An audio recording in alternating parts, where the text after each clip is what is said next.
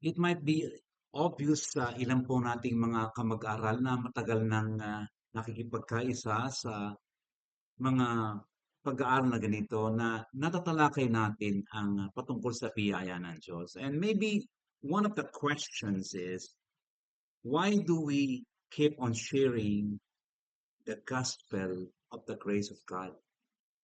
At alam po niyo, nagkaroon ako ng inspiration from the Apostle Paul, and this is where the inspiration is coming from.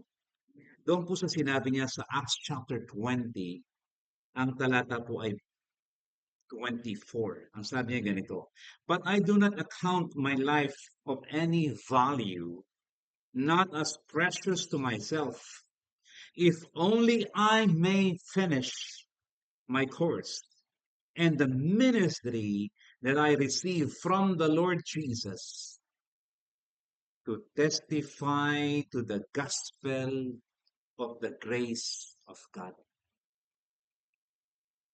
Nais ko pong bigyan ng din yung sinabi niya dito na, "If only I may finish my course and the ministry that I received from the Lord Jesus to testify to the gospel of the grace of God."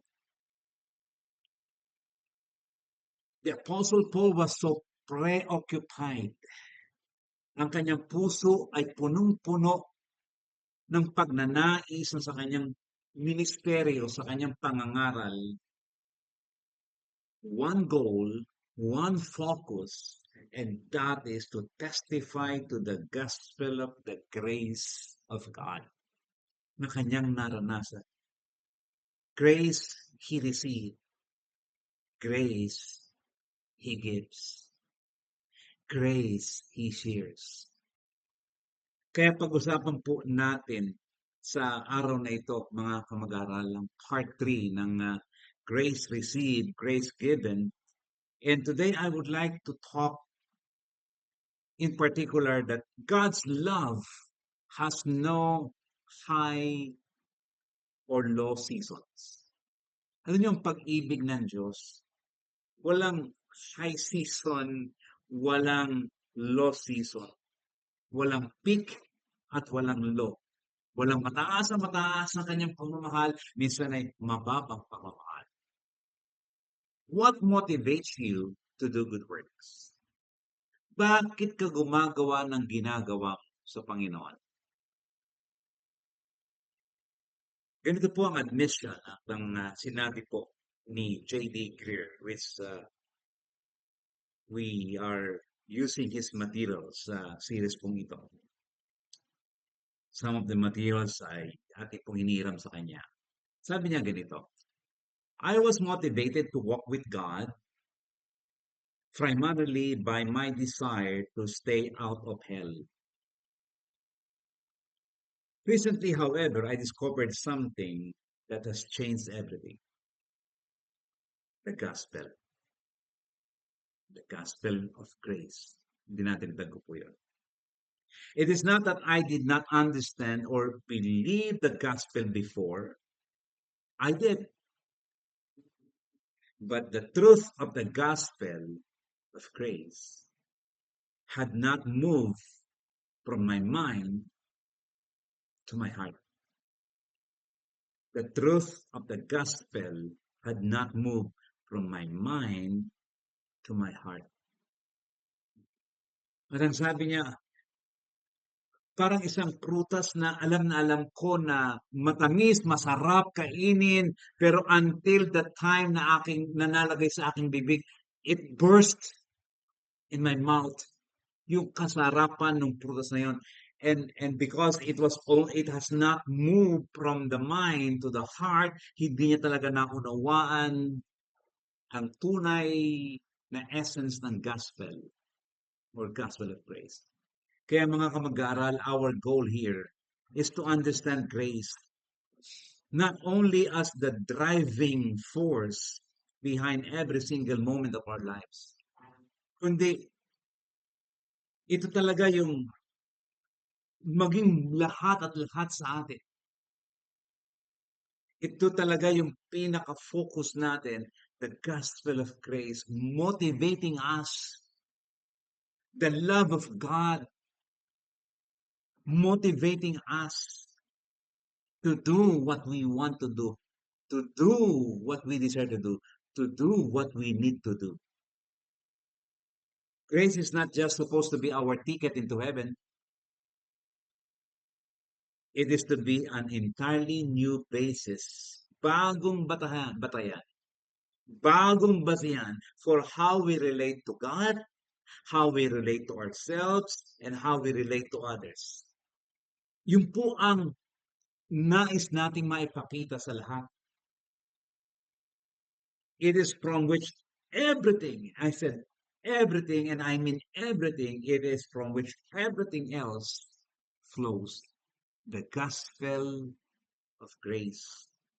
The gospel of Jesus Christ. Yung sinabi ni Pablo sa 2024 to testify to the gospel of the grace of God. To testify to the gospel of the grace of God. Alam po nyo, Jesus' followers are not supposed to be merely compliant. His followers are to be alive with a love for God. Iba po kasi yung we are merely compliant, obeying the law, obeying what God wants, and following Jesus, and we are alive because of our love for God. Iba po yun. Meron siya lamang listahan ng kanyang gagawin. Lord, I love you. Itong gagawin ko sa iyo. Iba yon. At minsan, gusto lang gawin. Pero dapat, nauna yung love for God. And then follows yung nais mong gawin sa Panginoon. It cannot be the other way around. You cannot be compliant first and then hanapin mo na lang yung pagmamahal mo sa Diyos.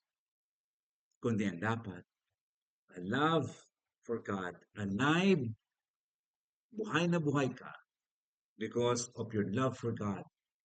This is your passion.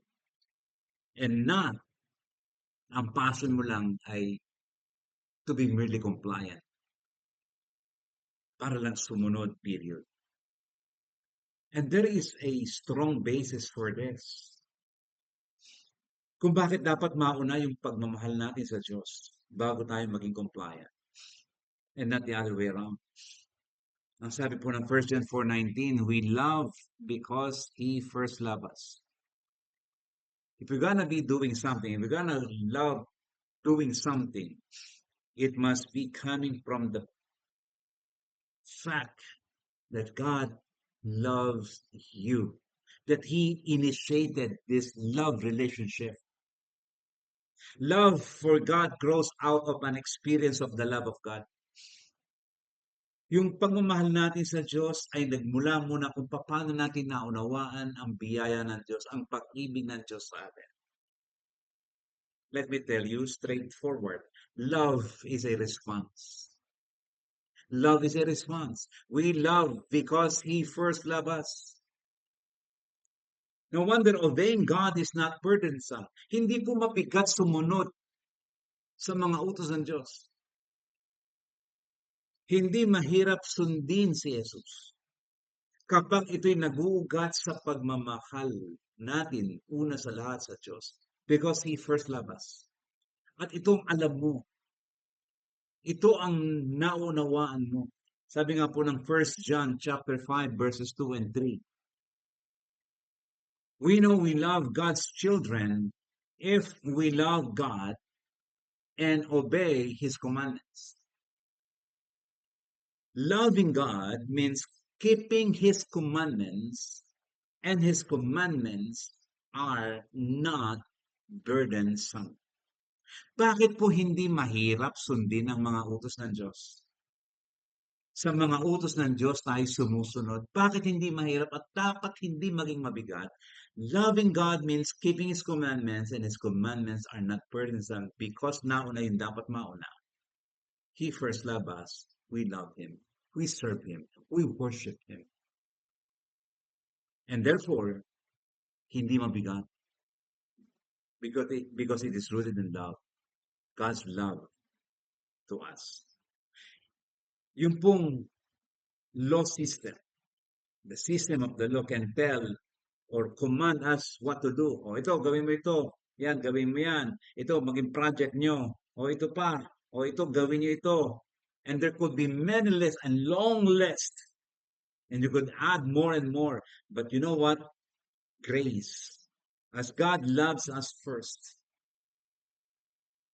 the grace gives us the power to obey. The grace of God, the love of God, na hindi mataas at hindi bumababa at pabago-bago, that love of God is giving us the power to obey, to worship, to serve, to be compassionate, to help the oppressed, to help the needy. Yun ang nagiging kalakasan natin. Yun ang nagiging kapangyarihan natin.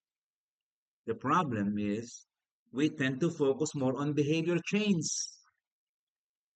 Ano pa ba ang dapat kong baguhin? When what we actually need is a heart that loves God. Love for God grows out of an experience of the love of God. Tandaan po ninyo. We love Him because He first loved us. And you can substitute that. We serve Him because He first loved us.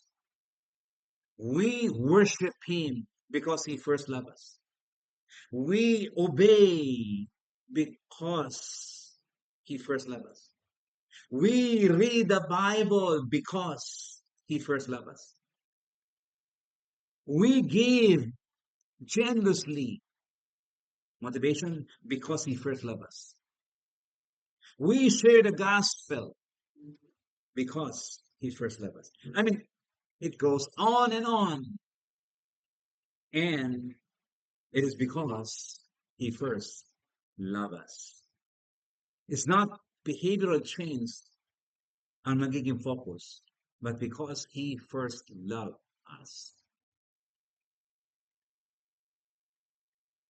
Sabi po ni J.D. Greer also, this is his warning, preaching Christianity primarily as a set of new behaviors will create people who act right without ever loving the right, meaning God. This creates hypocrites, weary, and resentful of God. Kasi parang ang hirap naman. Kasi new behaviors. Dapat hindi ka ganito, dapat hindi ka ganyan. Dapat hindi ka ganito, dapat hindi ka ganyan. Behavior change without knowing why, without knowing the right motivation, without knowing where it should be coming from. That's why Christianity is becoming a set of new behaviors na naki-create people, it creates sa mga tao na gumawa ng tama at pinipilit gumawa ng tama na hindi naman minamahal yung nagpapagawa ng tama. The key to spiritual fruit, at kung gusto po natin magkaroon ng ugat ng ating pananampalataya, lumago at lumalim ang ating pananampalataya. This is where it all begins. A deepening, passionate love for God. First, bago ang checklist. Let me share with you kung ano pong aking ibig sabihin. Kasi kung minsan gumagawa po tayo ng checklist, which is not really wrong. Please do not misunderstand. It's okay to have a checklist. Like, we have a checklist like, have I read the Bible today? Have I prayed today? Have I shared my faith with someone today? Have I encouraged or fellowship with someone today? You know, these are not bad habits or checklists. Hindi ito masama. But minsan lamang po ay may maling pasimula na hindi nasusustain, kaya hindi nagpapatuloy. And so, this is my suggestion as I show you this illustration. Everything begins with this one, love for God. He first loved us. And then after understanding the love of God, the gospel of grace, then checklist follows. Because I am already rooted for my love for God, deep and wide, I am loving God, passionate with God, understanding His grace, understanding His love for me, then I have the energy to do this. I do not need to drag my feet. Hindi ko na kinakailangan hilangin ng pako because it is motivated by this love for God. Kaya hindi ko na halos itatanong itong have I prayed the Bible today? Because I will naturally read the Bible if I love God. Have I prayed today? I will normally and naturally pray and talk to Him because I love Him. And I will share with someone His love. And I can encourage someone because of God's love for me. Nakita po nyo yung sequence. And even Galatians chapter 5 verse 6 is testifying at sinasabi niya ganito. For when we place our faith in Christ Jesus, there is no benefit in being circumcised or being uncircumcised. What is important is faith expressing itself in love. Ang sabi po sa atin ay, ang minsan yung mga ginagawa natin, whether ano bang benefit ng being circumcised or being uncircumcised, hindi yon. Huwag natin pag-usapan muna yung output, yung resulta, yung gawa. Ang pag-usapan natin is where it is coming from. And it is important that ang ating pag-ibig sa Diyos, ang ating pananampalataya, ang nag-express ay ine-express ito sa pamamagitan ng pag-ibig. Sapagkat naunawaan mo ang pag-ibig ng Diyos, now that faith is expressing itself in love. He first loved us. We love Him. We serve Him. We obey Him because He first loved us. We pray everything because He first loved us. Don't get me wrong, mga kamag-aral. This is a good checklist. Baka po isipin ng iba na binabaliwala natin ng ganitong kagandang checklist. Have I prayed today? Have I read the Bible today? Have I shared my faith with someone today? Have I encouraged someone today? Hindi po masama itong checklist na ito. This is good. But without love, the checklist is ultimately worthless. Kapag hindi ito yung sinabi ng Galatians 5:6 that it is a faith expressing itself in love because you have learned how God loves you and how God sent His Son for you. But we are simply obeying perfunctorily, mechanically, napaka-mechanical ng ating pagsunod. You know, well, I need to, I have to, then it is worthless. Let me tell you this.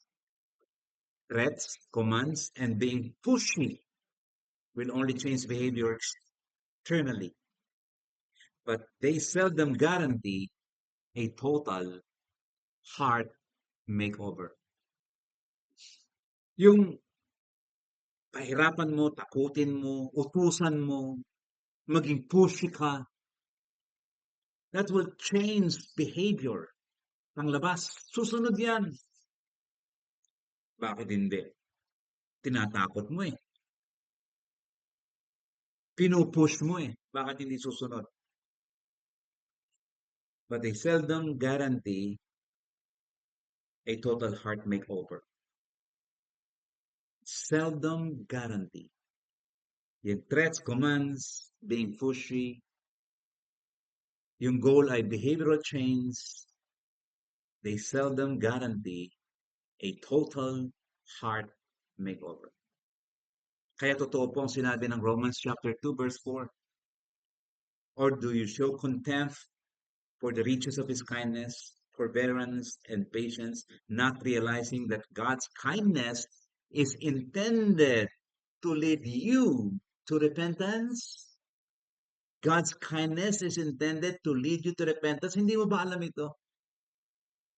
That it is the kindness of God leading you to repentance. O hinahamak mo ang Diyos sapagkat siya'y napakabait, matiisin at mapagpasensya? Hindi mo ba alam na ang kabutihan ng Diyos ang umaakay sa iyo upang magsisi at tumalikod sa kasalanan? Try this relationally. Try this relationally. Alam ko po, some people might abuse, but some people will understand ang kahalagahan ng katotohanan ito na ang kabutihan ang umaakay upang magsisi at tumalikod. Some people might not understand this. But you know what? Maraming tao magre-respond sa ganitong katotohanan. What grace does, true religion is when you serve God to get nothing else but more of God. This is what grace does. Ang tunay na pananampalataya o relihiyon, yung naglilingkod ka sa Diyos, hindi para makakuha ka pa ng marami sa Kanya at kuha ka pa ng kuha at kuha ka pa ng kuha. But no, it's not to get nothing else but more of Him, but more of God, but more of Christ, but more of His love, but more of His truth. What grace does? True worship is obedience to God for no other reason than that you delight in God. Ang tunay na pagsamba ay pagsunod sa Diyos na walang ibang dahilan, kundi dahilan sa ikaw ay natutuwa, nagmamahal sa Diyos. Na ikaw ay, your heart is really looking for God and delighting for God. Let us not start worshiping, serving, teaching without our hearts motivated by Psalm 42, 1 and 2. Ito po yung sinabi ng Psalm 42, 1 and 2.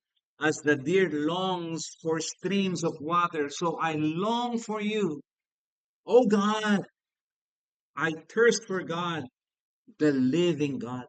This must be your drill and my drill every day. Ito po yung ating dapat na pantig ng puso o pintig ng puso. Ito po yung dapat nating minamartsahan. Ito po yung dapat nating nilalakaran. I long for you, O God. I long for you, O God. I thirst for you, O God. Kaya nga sabi natin, do not start worshiping, do not start serving, do not start teaching without our hearts motivated by our delight for God, our longing for God, our thirst for God. Because this is where it is all coming from, so that you are properly motivated and not dragging your feet na lagi mo hinihila ang iyong mga paa. In Jesus Christ, and this is the big idea that I would like to share with you. In Jesus Christ, there is nothing we can do to make Him love us more, and there is no sin we can do to make Him love us less. Let me read it one more time. In Jesus Christ, there is nothing we can do to make Him love us more, and there is no sin we can do to make Him love us less. At ang sabi ng ilan sa atin marahil ay,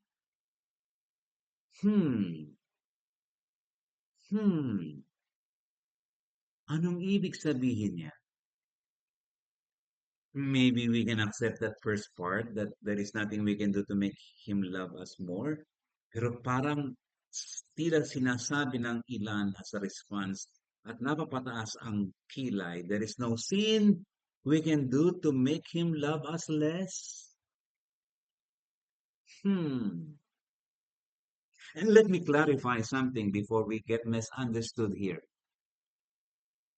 First, when we, as Jesus' followers, sin against God's holiness, it doesn't mean He is not grieved. Hindi ibig sabihin hindi siya napipigati.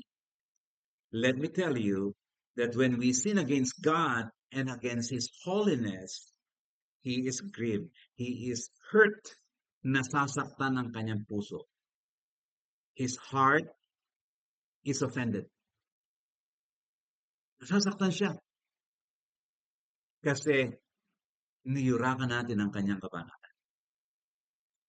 Efeso 4:30, at huwag ninyong saktan ang kalooban ng Espiritu Santo sapagkat siya ang tatak ng Diyos sa inyo, ang katibayan na kayo tutukusin pagdating ng takdang araw. Huwag ninyong saktan ang kalooban ng Espiritu Santo sapagkat pwede natin masaktan ang kalooban ng Diyos, ng Espiritu Santo, ang kalooban ni Jesus. Pangalawa po, nais ko ipaliwanag before we get misunderstood here. Second, when we as Jesus' followers sin against God's holiness, it doesn't mean He will not allow us to suffer. It doesn't mean He will not allow us to suffer. It doesn't mean He will not discipline us. Hebrews chapter 12 verse 8. If God does not discipline you as He does all of His children, it means that you are illegitimate and are not really His children at all. So, kapag po na-violate natin ang kalooban ng Diyos at nagkasala tayo sa kanyang kabanalan, hindi ibig sabihin, hindi kanya didisiplinahin. Hindi kanya papahintulutang mag-suffer. It doesn't mean He will not discipline us. That's clear. Hebrews 12:8. And to say that the Holy Spirit is grieved or God's discipline is children does not mean God does not love people any longer. Yung pong gusto nating bigyan diin. Hindi ibig sabihin, mga kamag-aral, na kapag napipigati ang Espiritu Santo o kapag tayo dinidisiplina ng Diyos dahil sa tayo gumawa ng mali at tinuturuan tayo, pinoporma ang ating karakter, hindi ibig sabihin hindi ka mahal ng Diyos. Kasi akala natin kapag nalulungkot ang Espiritu Santo, it is equal to God doesn't love you. Or God's love is now in low season. Mababa.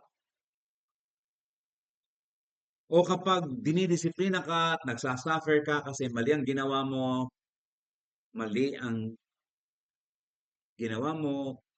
pinarurusahan ka, napakaliit ng pagmamahal ng Diyos sa iyo sa panahon. It doesn't mean that way. One of God's nature is love. God is love. And we cannot diminish God's nature. Hindi natin pwedeng bawasan. Hindi natin pwedeng tapyasan ang nature ng Diyos. Ang kalalagayan ng Diyos. Kung ang Diyos ay pag-ibig, hindi mo pwedeng tapyasan yon. It cannot change. This means that if we cannot diminish God's nature, and God is love, this means we cannot diminish God's love. Because God is love. Ang sabi po sa atin ng 1 John, God is love. So let me illustrate how sometimes we view God's love. Ganito po minsan ang ating pananaw sa pag-ibig ng Diyos. Ang naiisip natin na ang pag-ibig ng Diyos sa atin ay nababawasan kapag tayo nakakasala at kapag tayo nakaka-commit ng kasalanan everyday. Parang ganito po yun. For example, kahapon, halimbawa lang po ito kahapon, we had a good day. Ang ganda ng araw natin. And almost parang wala tayong ginawang pagkakasala. Wala tayong halos wow, I mean, I feel good. I mean, halos wala akong ginawang mga pagkakasala, halos hindi ako nanira ng kapwa-tao, halos, you know what, I mean, there are days that parang we feel so good about ourselves, ang dami nating nagawang tama, and we think that God's love is so high and God was loving us yesterday, for example, 88%. 88%. Wow. Parang hindi ko naman gagawing 100, pero hindi ko naman gagawin 98 kasi masyado nang malapit sa 100. God was loving me yesterday, 88%. Ito na, we committed sin today. Nagkasalita ako, grabe. Hindi tayo nakaiwas ngayon. And ang ating iniisip, kung kahapon ay naka-88 tayo, kasi ang galing natin kahapon, performance-wise ang galing natin. Pero ngayon parang, grabe, naging magagalit din ako ngayon. Grabe, ang dami kong nasaktan ngayon. Grabe. You know, and there it is like that. At ang ating pakiramdam, His love for us became 78%. Bumaba ng 11 or 10, 77, or maaaring 12, 76. At least mas mataas sa 75. Bakit? Kasi ngayon, ano eh, grabe, ang dami kong ginawang hindi tama. Nabawasan ang pag-ibig ng Diyos. Na ito ngayon, since it is Sunday, oops, Sunday, iba ito, and we are a church, physically, but mentally we are far off. We got 85. Bakit po 85? Bakit dapat mga medyo mataas na sa church tayo eh? Kasi nga, physically naroon tayo, pero mentally wala. So, may pag-ibig ng Diyos siguro 85 lang. 97 sana kung halos physically and mentally naroon tayo. Ito ngayon, tapos na ang pagpananambahan. We worship. But after church on the way home, we got mad. Naghalit tayo, maybe driving home, may nakita tayo, or whatever we encountered. Nagalit tayo, nagkasala tayo. Kanina, 97 or 85.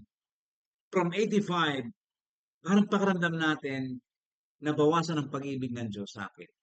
God lowered the grade to 75%.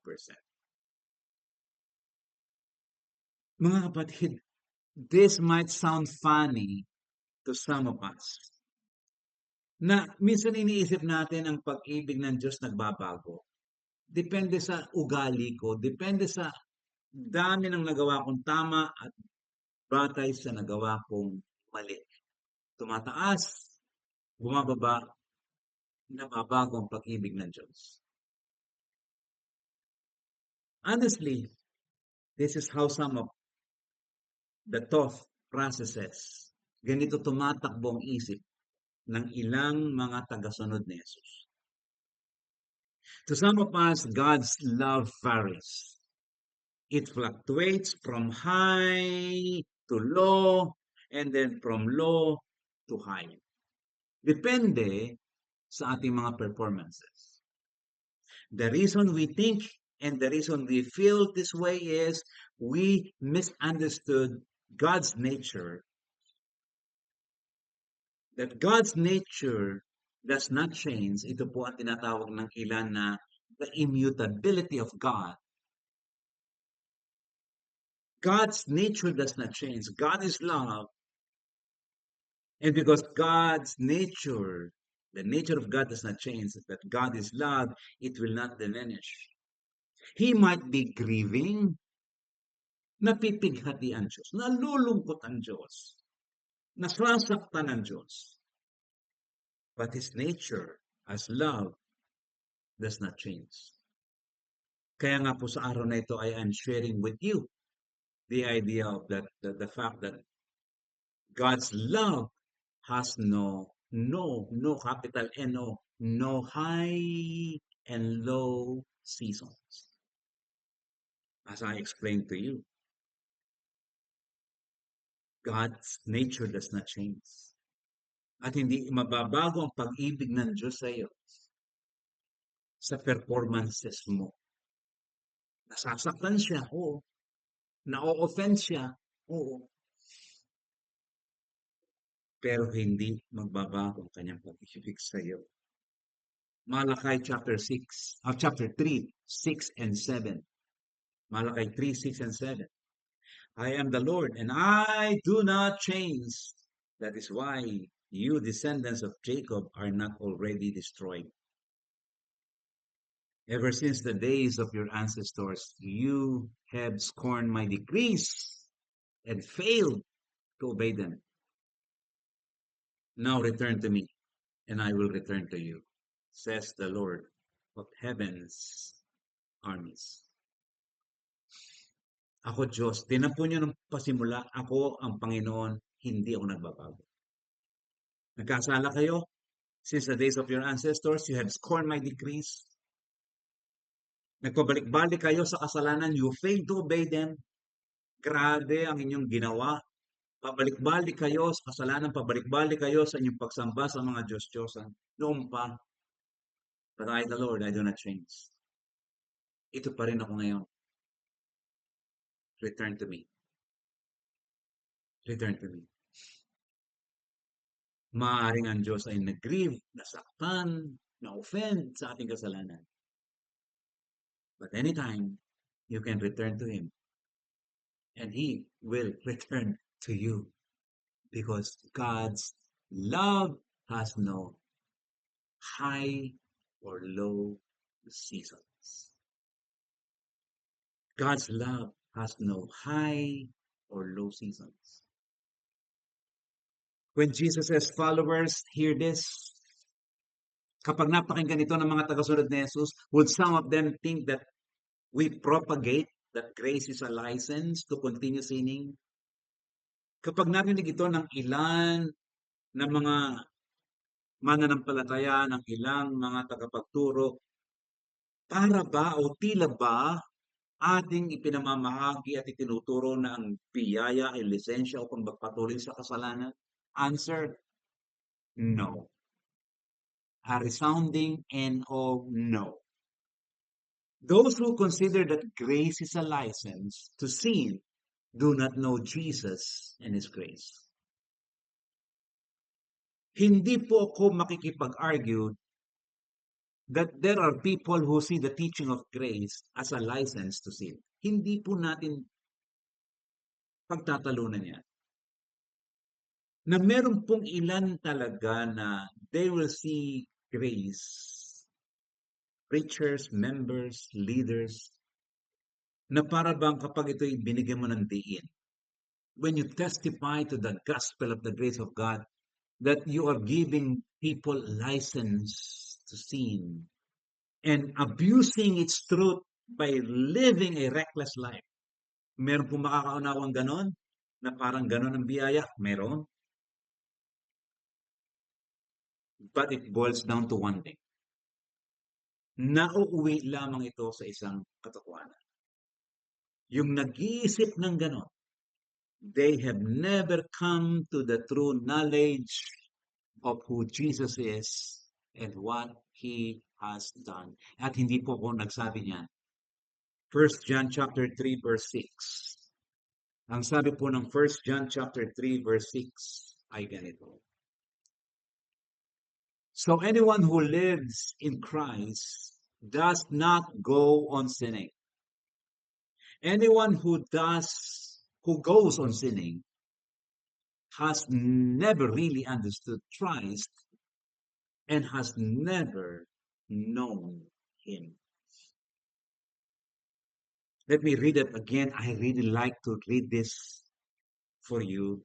1 John 3:6. So anyone who lives in Christ does not go on sinning. Anyone who goes on sinning has never really understood Christ and has never known Him.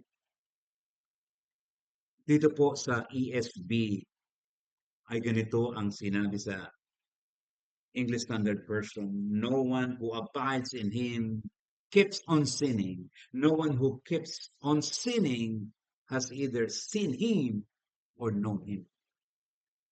Kaya sabihin nyo, nagtuturo ng biyaya pero testifying to the gospel of the grace of God pero patuloy naman nagkakasala. Nangyayari. Bakit po hindi kasi nila natutunan ng ganitong katotohanan ng 1 John 3:6 na hindi nagpapatuloy sa kasalanan? At marahil kaya sila nagpapatuloy sa kasalanan, bagamat alam nila ang biyaya ng Diyos, kasi ang totoo, they have never really understood Christ and has never known Him. Kagaya ng sinabi kanina ni J.D. Greer, nasa isip niya, pero wala sa puso niya. Nasa isip niya, pero wala sa puso niya. Sapagkat ang sino mang nakakaunawa sa biyaya ng Diyos at nagte-testify to the gospel